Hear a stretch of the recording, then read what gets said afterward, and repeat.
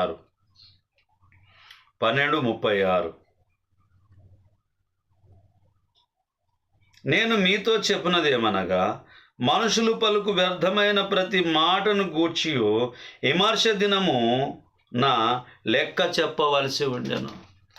మనం మాట్లాడే ప్రతి మాట ఒకరోజు విమర్శ దినమందు లెక్క చెప్పేటటువంటి వారిగా అది మన బాధ్యత అయి ఉంటున్నది అనేటటువంటిది జ్ఞాపకం ఉంచుకోవాలి ప్రియులారా. చాలామంది ఈ లోకంలో మాట్లాడుతూ చిక్కుపడుతూ ఉంటున్నారు, మాట్లాడుతూ ఇబ్బంది పడుతూ ఉంటున్నారు, మాట్లాడుతూ చాలా అవమానాలకు గురవుతూ ఉంటున్నారు. మాట చాలా విలువైనదిగా ఉంటూ ఉన్నది. అందుకనే మాటను ధాన్యముగా సమకూర్చుకోవాలి, జాగ్రత్తగా ఉపయోగించుకోవాలి, జాగ్రత్తగా వాడుకోవాలి.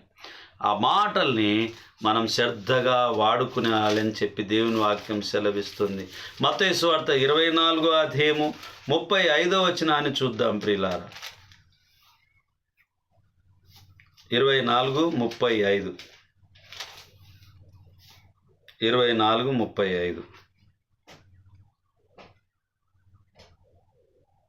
ఆకాశమును భూమియు గతించును గాని నా మాటలు ఏమాత్రము గతింపవు.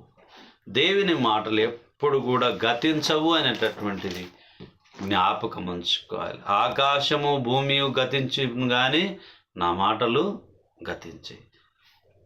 దేవుని మాటల్ని మనం శ్రద్ధగా వినేవారిగా ఉండాలి. చిన్న ప్రార్థన చేసుకుందాం.